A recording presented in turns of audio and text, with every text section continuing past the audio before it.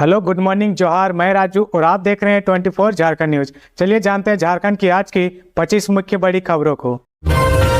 रामगढ़ के विद्यानगर में दिन दहाड़े बुजुर्ग महिला की हत्या, युवती समेत 4 लोग घुसे थे घर में। रामगढ़ के वार्ड नंबर 5 के विद्यानगर में गुरुवार को दिन दहाड़े एक 60 वर्षीय महिला की हत्या कर दी गई। 60 वर्षीय सुशीला देवी अपने घर में अकेली थी। उसके पति सेवानिवृत्त रेलकर्मी है। उनका नाम असरफी प्रसाद है। वह अपनी पुत्री के पास खड़गपुर गए हुए थे। पुलिस ने मौके पर पहुंचकर शव को कब्जे में लेकर पोस्टमार्टम के लिए भेज दिया। महिला के पति को घटना की जानकारी दे दी गई है। आसपास के लोगों से मिली जानकारी के अनुसार असरफी प्रसाद अपने परिवार और घर की सुरक्षा के लिए सीसीटीवी कैमरा भी इंस्टॉल करवाया था। मुख्य द्वार से लेकर ग्राउंड फ्लोर और घर के हॉल में भी कैमरे लगे हुए थे। इस बात की खबर भी अपराधियों को बखूबी थी। 3 लड़के और एक लड़की बेहद सालीकेदार कपड़े पहने उनके घर में घुसते हैं। ऐसा लगा कि मानो वे सुशीला देवी के रिश्तेदार हैं। 1 घंटे के भीतर उन चारों लोगों ने हत्याकांड को अंजाम दिया और फिर घर में लगे सीसीटीवी कैमरे का डीवीआर अपने साथ लेकर चलते बने ताकि पुलिस को अपराधियों की पहचान करने में मुश्किल हो। हत्या करने के बाद अपराधियों ने सबूत मिटाने के लिए पूरा प्रयास किया। चारों अपराधी घर में घुसे और बेखौफ होकर सुशीला देवी की हत्या की। साक्ष्य मिटाने के लिए उन लोगों ने पूरे घर को तितर बितर कर दिया। घटना स्थल पर ऐसा सीन बनाया गया कि लोगों को यह लगे कि उस घर में लूटपाट हुई है। अलमीरा, पलंग और सभी लॉकर को खोलकर सामान को बिखेरा गया था। इसके बाद भी उन लोगों ने अपने सबूत मिटाने के लिए एक दूसरा हथकंडा भी अपनाया। घर के मास्टर बेडरूम में अपराधियों ने आग लगा दी।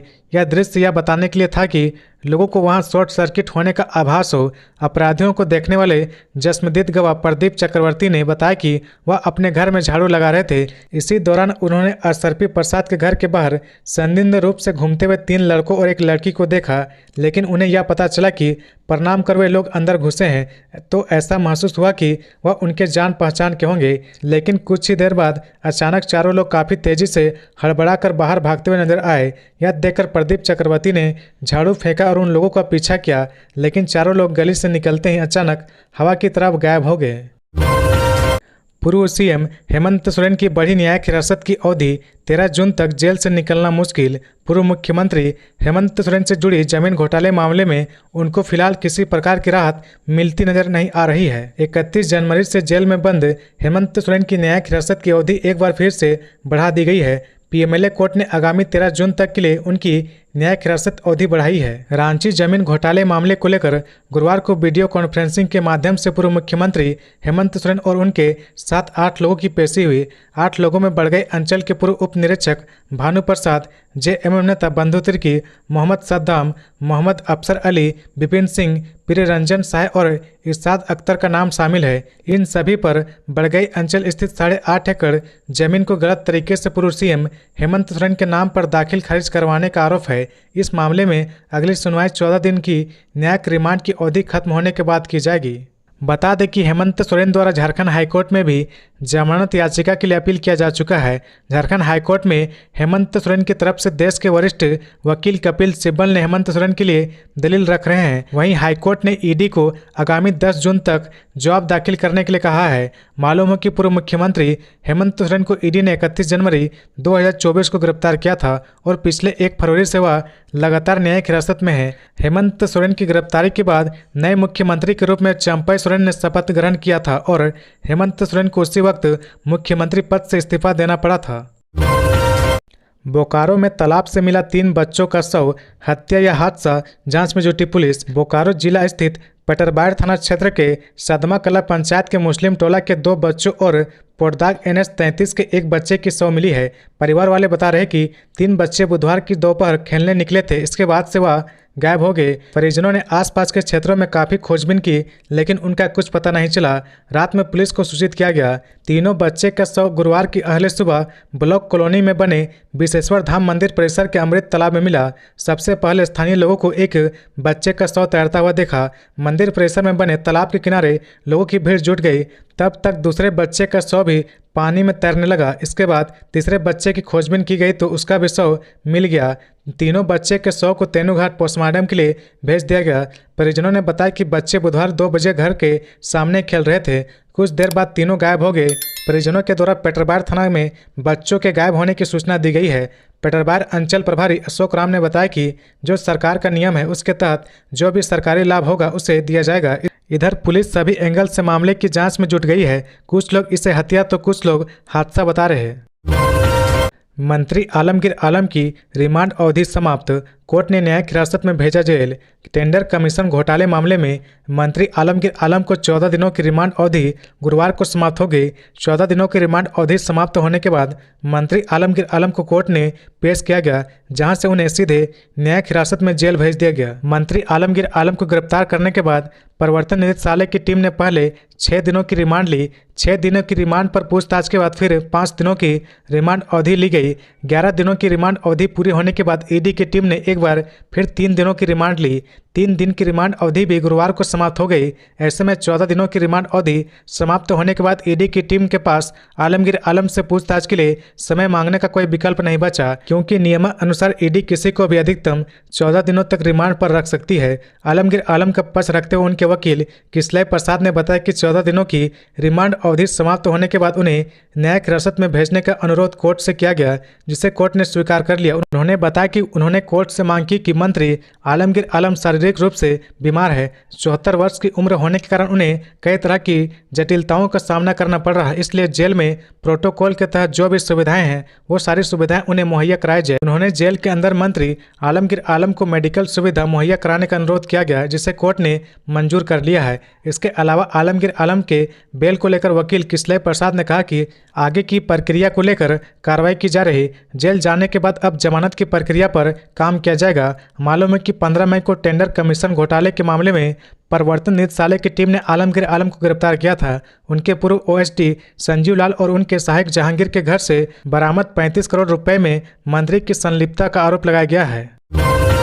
गिरिडीह में ट्रैक्टर पलटने से चालक की मौत, ऐसे हुआ हादसा। गिरिडीह के लोकाई थाना क्षेत्र अंतर्गत मानसाडीह घसनी में एक ट्रैक्टर के पलट जाने से चालक की मौत हो गई। मृतक की पहचान सोमरा मरांडी के 25 वर्षीय पुत्र बंसी मरांडी के रूप में हुई है। घटना के बाद पुलिस मौके पर पहुंची और शव को अपने कब्जे में लेकर पोस्टमार्टम के लिए भेज दिया। फिलहाल वह स्थानीय लोगों से पूछताछ कर रही है। जानकारी के मुताबिक गिरिडीह का ट्रैक्टर चालक बंसी मरांडी कहीं ईंट लाने गया था, जिसे खाली करने के बाद वह मंसीडीह से अपने गांव घसनी वापस लौट रहा था। ट्रैक्टर की रफ्तार तेज होने के कारण एक मोड़ के पास अनियंत्रित होकर वाहन पलट गया, जिससे चालक ट्रैक्टर के नीचे दब गया। इस वजह से मौके पर ही उसकी मौत हो गई। इधर सूचना मिलते ही मनसाडीह ओपी के प्रभारी अंकित कुमार दल बल के साथ घटना स्थल पर पहुंचे और शव को अपने कब्जे में लेकर पोस्टमार्टम के लिए भेज दिया। साथ ही ट्रैक्टर को अपने साथ थाने ले आई। बता दें कि 2 दिन पहले भी गिरिडीह में इसी तरह का हादसा हुआ था। दरअसल मंगलवार की रात जिले के धनवार थाना अंतर्गत मारूडीह में 5 फीट गहरे क्षेत्र में ट्रैक्टर पलटने से चालक गंभीर रूप से घायल हो गया, लेकिन धनबाद में इलाज के दौरान उसकी मौत हो गई थी। मृतक ट्रैक्टर चालक। खबरों में आगे बढ़ने से पहले अगर अभी तक आपने इस चैनल को सब्सक्राइब नहीं किया तो प्लीज सब्सक्राइब कर ले, जिससे झारखंड की हर छोटी सी बड़ी खबर की अपडेट आप तक पहुंचता रहे। रांची पुरलिया मार्ग पर ट्रक पलटा, 2 घायल। हिंडाल्को से अलुमिया पाउडर लेकर जा रहा ट्रक सिल्ली में बूढ़ा आम के पास पलट गया। हादसे के बाद रांची पुरलिया मार्ग जाम हो गया। घटना दोपहर करीब 3 बजे घटी। दुर्घटना में ट्रक चालक राम बाबू राव केंद्रे एवं उसके भाई मदन हनुमंत केंद्रे घायल हो गए। स्थानीय लोगों ने घायलों को सामुदायिक स्वास्थ्य केंद्र में भर्ती कराया। घायल का इलाज किया जा रहा। हालांकि दोनों की स्थिति खतरे से बाहर बताई जाती है। देर शाम तक पुलिस ट्रक को रास्ते से हटाने के प्रयास में लगी थी। राजमहल में सांसद इमरान प्रतापगढ़ी ने जेएमएम प्रत्याशी विजय हांसदा के पक्ष में किया प्रचार, कहा राहुल का हाथ करे मजबूत। राजमहल लोकसभा क्षेत्र अंतर्गत बरहरवा प्रखंड क्षेत्र के मित्तल उच्च विद्यालय श्रीकुंड के मैदान में गुरुवार को इंडिया गठबंधन की ओर से चुनावी सभा का आयोजन किया गया। इस सभा में मुख्य अतिथि के रूप में यूपी से आए कविसा राज्यसभा सांसद इमरान प्रतापगढ़ी, विशिष्ट अतिथि झारखंड के स्वास्थ्य मंत्री बन्ना गुप्ता व कांग्रेस के झारखंड प्रदेश अध्यक्ष राजेश ठाकुर ने चुनावी सभा को संबोधित किया। राज्यसभा सांसद इमरान प्रतापगढ़ी ने कहा कि मैं दिल्ली से राहुल गांधी का संदेश लेकर आया हूं। आप लोग विजय हांसदा को वोट देकर दिल्ली में राहुल गांधी का हाथ को मजबूत बनाएं। इमरान ने बीजेपी पर निशाना साधते हुए कहा कि मोदी जी के लोग संविधान बदलने की बात करते हैं, लेकिन 4 जून को जब परिणाम आएगा तब मोदी जी प्रधानमंत्री नहीं रहेंगे, इसलिए सभी मिलकर इंडिया गठबंधन के प्रत्याशियों को वोट दे। स्वास्थ्य मंत्री बन्ना गुप्ता ने कहा कि यह गंगा जमुना की तहजीब है, इसे कायम रखने के लिए विजय हांसदा को विजय बनाए। उन्होंने हेमंत सोरेन को शेर की संज्ञा दी और कहा कि शेर ने जेल से दहाड़ा है, शेर अब बब्बर शेर हो गया है और शेर की पत्नी शेरनी हो गई है। दरअसल वह शेर हेमंत सोरेन और शेरनी कल्पना सोरेन को कह रहे थे। प्रदेश अध्यक्ष राजेश ठाकुर ने कहा कि यह मैदान सुना सुना लग रहा क्योंकि हमारे नेता आलमगीर आलम साहब हमारे बीच नहीं है। उन्होंने बीजेपी पर हमला बोलते हुए बोला कि ये लोग ईडी सीबीआई का गलत उपयोग कर सभी लोग को जेल में डाल रहे। पहले मुख्यमंत्री हेमंत सोरेन को जेल में डाला और अब हमारे मंत्री आलमगीर आलम को जेल में डालने का काम किया है। उन्होंने कहा कि अगर इंडिया गठबंधन की सरकार बने तो हेमंत सोरेन और आलमगीर आलम बाहर आ जाएंगे। इस दौरान इंडिया गठबंधन के झामुमो प्रत्याशी विजय हांसदा भी मौके पर मौजूद थे। भीषण गर्मी से हरिहर धाम में सैकड़ों चमगादड़ों की मौत, पुजारियों को किसी बीमारी के फैलने की आशंका। गिरिडीह जिले के प्रसिद्ध हरिहर धाम में सैकड़ों चमगादड़ों की मौत से वहां से पुजारियों में हड़कंप मचा हुआ है। पुजारियों को इलाके में किसी बीमारी के फैलने की आशंका सताने लगी है। लंबे समय से ये चमगादड़ मंदिर परिसर के एक पेड़ में रह रहे थे। जिले के बगोदर इलाके में इन दिनों भीषण गर्मी पड़ रही है। कुछ लोग का कहना है कि भीषण गर्मी की वजह से चमगादड़ों की मौत हुई है, जबकि पंडितों को किसी अनहोनी की आशंका सता रही है। बता दें कि बगोदर हजारीबाग रोड पर स्थित हरिहर धाम मंदिर के विशाल परिसर में एक बगीचा है, जिसमें पेड़ों पर लंबे समय से डेरा जमाए चमगादड़ों की मौत हुई है। 3 दिनों से गिरिडीह जिले के बगोदर इलाके में अधिकतम तापमान 45 डिग्री पहुंच गया है। भीषण गर्मी का असर इंसानों के साथ साथ पशु पक्षियों पर भी पड़ने लगा है। इसी बीच बगोदर के हरिहर धाम मंदिर के बगीचे के पेड़ों पर रहने वाले सैकड़ों चमगादड़ों की मौत हो चुकी है। मरने के बाद चमगादड़ पेड़ से जमीन पर गिर रहे। मंदिर के प्रबंधक भीम यादव ने इस संबंध में बताया कि हरिहर धाम मंदिर में करीब 1000 से अधिक चमगादड़ बगीचे के पेड़ों पर हैं। भीषण गर्मी की वजह से उनकी मौत हो रही है। ऐसा माना जाता है कि इन पक्षियों में गर्मी सहने की क्षमता बहुत कम होती है। धनबाद के तोपचांची झील में डूबने से युवक की मौत, दोस्तों के साथ आया था नहाने। धनबाद जिले के तोपचांची वाटर बोर्ड झील में वासेपुर थाना बाजार के 5 दोस्तों के साथ नहाने आए 25 वर्षीय मोहम्मद आबिद खान की डूबने से मौत हो गई। बुधवार को युवक अपने दोस्तों के साथ वासेपुर नया बाजार से तोपचांची झील पहुंचा था। इसी दौरान मोहम्मद आबिद का पैर फिसल गया, वह गहरे पानी में चला गया। दोस्तों ने इसकी सूचना पुलिस और झील प्रबंधन को दी। रात होने के कारण बुधवार को युवक को झील से बाहर नहीं निकाला जा सका। गुरुवार की सुबह स्थानीय लोगों और गोताखोरों की मदद से पुलिस और परिजनों ने युवक का शव बाहर निकाला। मृतक युवक के साथ नहाने आए दोस्त मोहम्मद तनवीर ने बताया कि बुधवार की दोपहर हम 5 दोस्तों तोपचांची वाटर बोर्ड झील में टोटो में नहाने और घूमने आए थे। नहाने के दौरान मोहम्मद आबिद खान झील में डूबने लगा, जहां हम सभी को तैरना नहीं आता था। हमने आसपास के दुकानदारों को घटना के बारे में बताया और फिर हम तोपचांची थाना पहुंचे और युवक को डूबने की सूचना दी। उन्होंने बताया कि सूचना मिलते ही तोपचांची पुलिस मौके पर पहुंची और जांच की। बुधवार को अंधेरा होने के कारण झील में खोजबीन करने में काफ़ी परेशानी हुई, जिसके बाद रात में खोजबीन बंद कर दी गई। गुरुवार को गोताखोरों की टीम तोपचांची झील पहुंची। गोताखोरों की टीम ने झील से शव को बाहर निकाला। पुलिस ने शव का पोस्टमार्टम कराकर परिजनों को सौंप दिया। आबिद का शव घर पहुंचते ही चीख पुकार मच गई। पूरे इलाके में मातम पसरा हुआ है। परिजनों का रो रो कर बुरा हाल है। झारखंड में नहीं थम रहा बालू का खनन, आधा दर्जन से अधिक मामले चल रहे एनजीटी में। झारखंड में बालू का अवैध खनन नहीं थम रहा। आज तक राज्य के सभी बालू घाटों की नीलामी नहीं हो पाई है। राज्य में बालू के अवैध खनन के करीब आधा दर्जन से अधिक मामले नेशनल ग्रीन ट्रिब्यूनल एनजीटी में चल रहे। सबसे अधिक मामले एनजीटी के कोलकाता में चल रहे। इनमें से कई ऐसे मामले हैं जिन पर एनजीटी ने स्वतः संज्ञान लिया है। एनजीटी प्रदूषण संबंधी नुकसान के मामले की सुनवाई करता है। किसी एजेंसी, व्यक्ति या संस्था द्वारा शिकायत किए जाने पर भी एनजीटी मामले की सुनवाई करता है। 2 अप्रैल 2024 को सरायकेला में बालू के अवैध खनन मामले की पहली सुनवाई हुई थी। इसमें झारखंड राज्य प्रदूषण नियंत्रण बोर्ड को इसकी जांच करने को कहा गया था। जांच में बोर्ड की टीम ने अवैध खनन की पुष्टि की थी। 5 नाव जब्त किए गए थे। इसमें कहा गया था कि ग्रामीणों द्वारा अवैध खनन किया जाता है। गौरीघाट कूचा में बालू जमा पाया गया था। इस मामले में सरायकेला जिला प्रशासन को एक्शन टेकन रिपोर्ट देने को कहा गया है। गिरिडीह की सरकारी नदी में अवैध खनन के मामले पर भी एनजीटी ने स्वतः संज्ञान लिया है। इस मामले की पहली सुनवाई 16 मई 2024 को हुई है। इस मामले में एनजीटी ने झारखंड राज्य प्रदूषण नियंत्रण बोर्ड की एक्शन टेकन रिपोर्ट मांगी है। एक खबर को संज्ञान लेते हुए एनजीटी ने कहा कि बालू के अवैध खनन के दौरान छापेमारी की गई थी। इसमें 2 ट्रैक्टर भी जब्त किए गए थे। जमशेदपुर सीमा पर पड़ने वाली कपाली गोरी घाट में भी अवैध बालू खनन का मामला भी चल रहा है। यह मामला 2 अप्रैल 2024 को दर्ज किया गया है। इसमें कहा गया कि कपाली बालू घाट में औचक निरीक्षण के दौरान बालू खनन की पुष्टि हुई थी।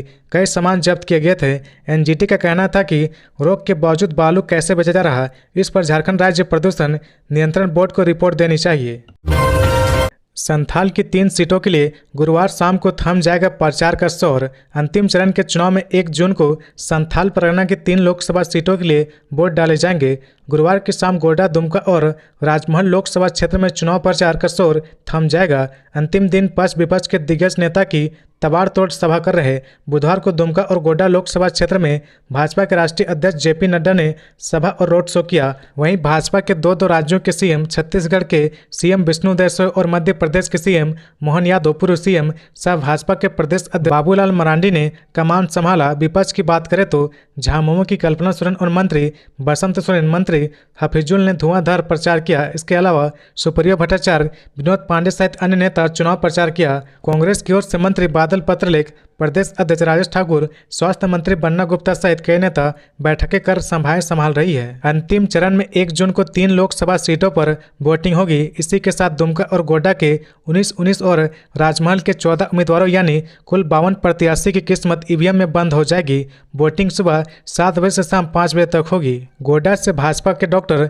निशिकांत दुबे, कांग्रेस के प्रदीप यादव, भाजपा से बजरंगी महता सहित 16 निर्दलीय प्रत्याशी, दुमका से भाजपा की सीता सोरेन और झामुमो के नलिन सोरेन और राजमहल लोकसभा सीट से झामुमो के विजय हांसदा, भाजपा के ताला मरांडी और निर्दलीय में झामुमो के बागी प्रत्याशी लोबिन हेम्ब्रम मैदान में हैं।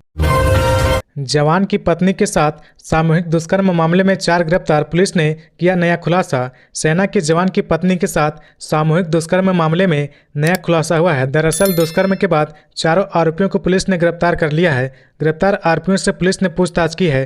पूछताछ में जो बातें सामने आई है वह हैरान करने वाली है।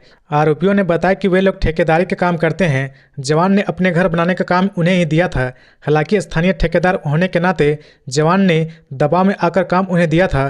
घर का निर्माण कार्य शुरू हो गया। इस बीच कुछ पिलर टेढ़ा मेढ़ा बन गया। इस बात से नाराज जवान ने अर्धनिर्मित मकान को किसी दूसरे ठेकेदार को सौंप दिया था। इसी वजह से गुस्साए ठेकेदारों ने जवान की पत्नी के साथ दुष्कर्म करके बदला लिया। 28 और 29 मई की मध्य रात्रि को कोकर में एक जवान की पत्नी के साथ सामूहिक दुष्कर्म हुआ था। रात के 12 बजे अचानक कुछ लोग जवान की अर्धनिर्मित पत्नी के घर में घुसकर सामूहिक दुष्कर्म की घटना को अंजाम दिया था। घटना को अंजाम देने के बाद चारों वहां से फरार हो गए थे। इसके बाद अगली सुबह जवान की पत्नी ने कोकर थाने में दुष्कर्म का मामला दर्ज करवाया। पीड़िता के आधार पर पुलिस ने आरोपियों को पकड़ने के लिए छापेमारी की। सामूहिक दुष्कर्म के आरोप में 4 लोगों को गिरफ्तार किया गया है। गिरफ्तारी के बाद पूछताछ में उन्होंने बताया कि बदले की भावना में उन्होंने ऐसा किया। फिलहाल चारों आरोपियों को जेल में भेज दिया गया है। पलामू में लू लगने से 4 की मौत, 10 से अधिक अस्पताल में भर्ती। प्रशासन ने लोगों से सावधानी बरतने की अपील। झारखंड के पलामू में गर्मी ने सारे रिकॉर्ड तोड़ दिए हैं। भीषण गर्मी ने लोगों का जीना मुहाल कर दिया है। बुधवार को पिछले 47 वर्षों के इतिहास में सबसे अधिक पलामू में तापमान रिकॉर्ड किया गया। बुधवार को पलामू का तापमान 47.8 डिग्री सेल्सियस रिकॉर्ड किया गया था। इस भीषण गर्मी में पलामू के इलाके में 4 लोगों की मौत हुई है। यह सभी मौतें पिछले 24 घंटे के अंदर हुई है। वहीं 10 से अधिक लोगों को इलाज के लिए अस्पताल में भर्ती करवाया गया है। सिविल सर्जन ने बताया कि भीषण गर्मी को देखते हुए रैपिड एक्शन टीम बनाई गई है। वहीं विभिन्न अस्पतालों में बेड को रिजर्व रखा गया है। सिविल सर्जन ने बताया कि जिले वासियों के लिए पर्याप्त संख्या में ORS उपलब्ध करवाया गया है। नगर निगम क्षेत्र में सफाई कर्मी और ग्रामीण इलाकों में आंगनबाड़ी के माध्यम से ORS का वितरण करवाया जाएगा। 3 दिनों तक लगातार रिकॉर्ड तापमान के बाद गुरुवार को पलामू के इलाके का मौसम का मिजाज बदल गया था। पलामू के कई इलाकों में बादल छाए रहे। वहीं गढ़वा के कई इलाकों में हल्की बारिश हुई। पुलिस ने लूट की योजना बनाने के आरोप में 2 को किया गिरफ्तार, हथियार बरामद। गिरिडीह के एसपी दीपक कुमार शर्मा को मिली गुप्त सूचना के आधार पर बरकट्ठा ओपी पुलिस ने लूट की घटना को अंजाम देने की योजना बना रहे 2 शातिर अपराधियों को गिरफ्तार किया है। बता दें कि बरकट्ठा ओपी क्षेत्र के बसगन्ना कुमार पिटनी नदी के समीप से दोनों को गिरफ्तार किया गया है। गिरफ्तार अपराधियों की पहचान जमुआ थाना क्षेत्र के द्वार पहरी निवासी छोटू अंसारी उर्फ लंगड़ा मियाँ के रूप में हुई है। वहीं दूसरा अपराधी विकास कुमार साव बरकट्ठा ओपी क्षेत्र के द्वार पहरी गांव का रहने वाला है। पुलिस ने दोनों अपराधियों के पास से एक लोडेड देसी कट्टा, एक जिंदा कारतूस, एक बजाज पल्सर बाइक और 2 मोबाइल फोन जब्त किया गया है। गिरफ्तार करने के बाद यह जानकारी गिरिडीह के एसपी दीपक कुमार शर्मा ने दी। दरअसल एसपी दीपक कुमार शर्मा को बुधवार यानी 29 मई की शाम करीब 5 बजे गुप्त सूचना मिली कि बिरनी प्रखंड के बरकट्ठा ओपी क्षेत्र के बसगन्ना कुमार पिटनी नदी से होते हुए एक काले रंग की पल्सर बाइक में सवार होकर 2 अपराधी किसी बड़ी घटना को अंजाम देने की योजना बनाते हुए जा रहे हैं। इसी सूचना के बाद एसपी दीपक कुमार शर्मा ने बगोदर सरिया के एसडीपीओ इंस्पेक्टर और बरकट्ठा ओपी प्रभारी को छापेमारी करने का निर्देश दिया। सूचना मिलने के बाद पुलिस तुरंत एक्शन में आई और टीम ने शाम 5:30 बजे कुमार पटनी नदी के समीप वाहन चेकिंग चलाते वाहनों की तलाशी लेनी शुरू कर दी। चेकिंग अभियान के दौरान एक काले रंग के पल्सर बाइक पर सवार होकर दोनों अपराधी काफ़ी तेज़ी से गुजर रहे थे। जब पुलिस ने दोनों को रुकने का इशारा किया तो ये दोनों बाइक को काफ़ी तेज़ी से भगाने लगे, जिसके बाद पुलिस ने दोनों को पीछा कर पकड़ लिया। पुलिस ने जब दोनों युवक की तलाशी ली तो छोटू अंसारी उर्फ लंगड़ा मियाँ के पास से एक जिंदा कारतूस और विकास कुमार साव के कमर में खोसा हुआ एक लोडेड देसी कट्टा जब्त किया। छापेमारी दल में बगोदर सरिया के इंस्पेक्टर ज्ञान रंजन के अलावा बरकट्ठा ओपी प्रभारी आकाश कुमार भारद्वाज, आरक्षी अमित कुमार यादव के अलावा कई पुलिस जवान शामिल थे। रविंद्र गंजू दस्ते के खिलाफ पुलिस ने शुरू किया बड़ा अभियान, समर्थकों की भी तलाश।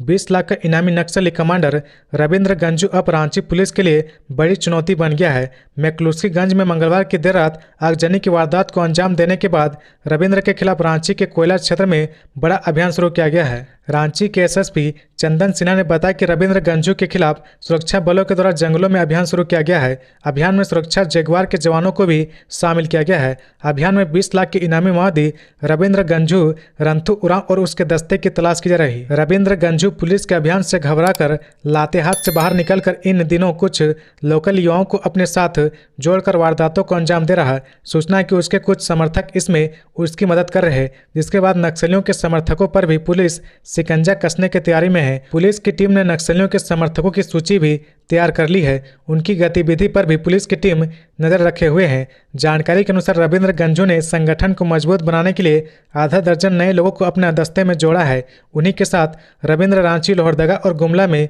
आगजनी की वारदातों को अंजाम दे रहा है ताकि कारोबारी उसे ले भी दे। मंगलवार को रांची के मैक्लूस्कीगंज में हुई वारदात से पहले इसी साल 8 जनवरी की रात रविंद्र के दस्ते ने गुमला जिले के घाघरा थाना क्षेत्र के बॉक्साइट के परिवहन के लिए लगी आधे दर्जन गाड़ियों में आग लगा दी थी। साथ ही एक गाड़ी में विस्फोट भी किया था। गिरिडीह में बड़ा हादसा, तालाब में डूबने से 2 बच्चों की मौत। गिरिडीह में बड़ा हादसा हो गया है। देवरी थाना क्षेत्र के हरला स्थित तालाब में डूब जाने से 2 बच्चों की मौत हो गई। यह घटना गुरुवार दोपहर की है। जानकारी के मुताबिक दोनों बच्चा तालाब में स्नान करने गए थे। इधर मृतक के परिजनों का रो रो कर बुरा हाल है। वहीं पुलिस भी मौके पर पहुंचकर मामले की जानकारी ली। गिरिडीह के देवरी थाना क्षेत्र स्थित नावा आहर तालाब में 2 बच्चे की डूबने से मौत हो गई। बताया जाता है कि गरडी गांव निवासी कृष्णा विश्वकर्मा के पुत्र शिवम कुमार व रमेश राणा के पुत्र प्रियांशु कुमार सुबह 10 बजे हरला स्थित तालाब में नहाने के लिए गए थे। नहाने के क्रम में वह दोनों गहरे पानी में चले गए। जब वह डूबने लगे तो तालाब में नहा रहे दूसरे बच्चे ने इसकी जानकारी स्थानीय लोगों को दी। जानकारी मिलने के बाद ग्रामीणों ने दोनों की खोजबीन शुरू की। लगभग आधे घंटे की कड़ी मशक्कत के बाद दोनों बच्चों को तालाब से निकाला जा सका। अनन फनन में उन दोनों को पास के अस्पताल में ले जाया गया, जहां पर चिकित्सकों ने दोनों को मृत घोषित कर दिया गया। इधर घटना के बाद गांव में मातम पसर गया। मृतक के परिजनों का रो रो कर बुरा हाल है। कोयला लदे ट्रेलर से बाइक सवार हुआ जख्मी तो आक्रोशित लोगों ने वाहन को लगाई आग, चालक को जमकर पीटा। पलामू जिले के मेदिनीनगर में नावा बाजार मुख्यालय स्थित पुरानी प्रखंड कार्यालय के समीप NH 98 पर कोयला लदे ट्रेलर से बाइक सवार 35 वर्षीय एनामुल अंसारी जख्मी हो गया। घटना में युवक का पैर कुचल गया। घटना बुधवार शाम 7:30 बजे के करीब बताई जाती है। परिजनों ने युवक को इलाज के लिए रांची ले गए। इधर घटना से आक्रोशित लोगों ने टेलर में आग लगा दी और चालक को जमकर पीटा। इसके बाद इलाके में अफरा तफरी का माहौल उत्पन्न हो गया था। सूचना मिलने के बाद पलामू पुलिस घटना स्थल पर पहुंची और टेलर चालक को भीड़ के चुंगल से आज़ाद कराया। इसके बाद उन्हें थाने ले आई। आगजनी में टेलर का इंजन जल गया। आग की लपेटें तेज होने के कारण टेलर में लदा कोयला भी धू धू कर जलने लगा। हालांकि मौके पर तुरंत अग्निशमन वाहन पहुंची और आग पर काबू पाया, जिससे बड़ी घटना टल गई। प्रत्यक्षदर्शियों ने बताया कि घटना के विरोध में आक्रोशित लोगों ने कई वाहनों के शीशे भी तोड़ डाला। इससे करीब 2.5 घंटे तक NH 98 जाम रहा। इस दौरान आना जाना पूरी तरह से बाधित था। सूचना मिलने पर विश्रामपुर, छतरपुर और नावा बाजार थाने की पुलिस मौके पर पहुंचकर जाम को हटाया। इसके बाद रात करीब 11:30 बजे जलाया गया टेलर को सड़क से हटा लिया गया। अमर बावरी ने कहा, हेमंत सोरेन और आलमगीर आलम के कारण बदनाम हो रहा संथाल। नेता प्रतिपक्ष अमर बावरी ने गुरुवार को साहिबगंज में कहा कि पूर्व CM हेमंत सोरेन और मंत्री आलमगीर आलम के कारण संथाल का नाम बदनाम हो रहा। कहा कि इस बार NDA 400 से ज़्यादा सीटें पर जीत हासिल करेगी। वहीं झारखंड के सभी 14 सीटों पर भारतीय जनता पार्टी और NDA के प्रत्याशी जीत रहे हैं। बता दें कि नेता प्रतिपक्ष झारखंड विधानसभा अमर कुमार बावरी गुरुवार को साहिबगंज में संवाददाता सम्मेलन को संबोधित कर रहे थे। उन्होंने कहा कि राजमहल, गोड्डा और दुमका लोकसभा चुनाव में 1 जून को मतदान होना है। इन सभी 3 सीटों पर 140 करोड़ जनता के प्रधानमंत्री नरेंद्र मोदी के नेतृत्व में NDA गठबंधन 400 से अधिक सीट पर जीत हासिल करेगी। नरेंद्र मोदी तीसरी बार देश की कमान संभालेंगे। नेता प्रतिपक्ष ने कहा कि चांद भैरव, सिद्धू कानू, फूलो झानो जैसे क्रांतिकारी जिन्होंने हूल क्रांति की नींव इसी संथाल परगना की पावन धरती से रखी थी, ऐसी पवित्र धरती को आज झारखंड सरकार कलंकित कर रही है। आज भोगनाडीह में जनजातीय संख्या घट गई है। वहीं बांग्लादेशी मुस्लिम घुसपैठियों की संख्या संथाल परगना में पिछले कुछ वर्षों में बढ़कर 45% हो गई है। हिंदुओं की आबादी घटकर 11% हो गई है। पूरे देश में 8% हिंदू आबादी में कमी आई है, जबकि 45% मुस्लिम आबादी बढ़ गई है। आज के संवाददाता सम्मेलन में साहिबगंज जिला अध्यक्ष उज्जवल मंडल, बीजेपी अनुसूचित जाति मोर्चा के साहिबगंज जिला अध्यक्ष विनोद चौधरी उपस्थित रहे। गढ़वा के बाद हजारीबाग में भी सैकड़ों चमगादड़ों की मौत। जानिए क्या है इसके पीछे की वजह। देश भर में नौतपा कहर जारी है। नौतपा के दौरान 9 दिनों तक सूर्य की किरणें सीधे धरती पर गिरती है और भयंकर गर्मी होती है। इसी गर्मी की मार ये चमगादड़ इन दिनों झेल रहे। हजारीबाग बुधवार को तापमान 43 डिग्री को पार हो गई थी। इसका असर इंसानों के अलावा पशु पक्षियों पर भी दिख रहा। हजारीबाग में सैकड़ों चमगादड़ों की मौत हो गई है। पद्मा राज के समय से ही ये चमगादड़ यहां अपना आशियाना बनाए हुए हैं। सरैया पाठक टोला में बीते 24 घंटे में सैकड़ों चमगादड़ की मौत हो गई है। बहादुर और चमगादड़ों की मरने की खबर फैलते पाठक टोला में सैकड़ों लोग पहुंच गए। पाठक टोला के ग्रामीण ने बताया कि गत 2 दिनों में उनकी मौत की तादाद में काफ़ी इफाजा हुआ है। पद्मा प्रखंड के सरैया चट्टी पाठक टोला में पीपल, बरगद, इमली, सेमल आम के पेड़ों पर 100 वर्षों से अधिक समय से अपने प्राकृतिक आवास में रह रहे हैं। विशेषज्ञों से प्राप्त जानकारी के बाद पाठक टोला के ग्रामीणों द्वारा पेड़ और उससे सटे क्षेत्रों में तापमान को नियंत्रित करने के लिए पानी का छिड़काव किया जा रहा। स्थानीय लोग भी चमगादड़ों को बचाने के लिए लगे हुए हैं। तो ये थी आज की झारखंड की टॉप बड़ी खबरें। इसी तरह झारखंड की हर छोटी सी बड़ी खबर देखने के लिए आप हमारे चैनल 24 झारखंड न्यूज को सब्सक्राइब करके बेल आइकन प्रेस कर ले, जिससे झारखंड की हर छोटी सी बड़ी खबर की अपडेट आप तक पहुंचता रहे। तो आज के लिए बस इतना ही। हमें दीजिए इजाजत, फिर मिलते हैं नेक्स्ट न्यूज में।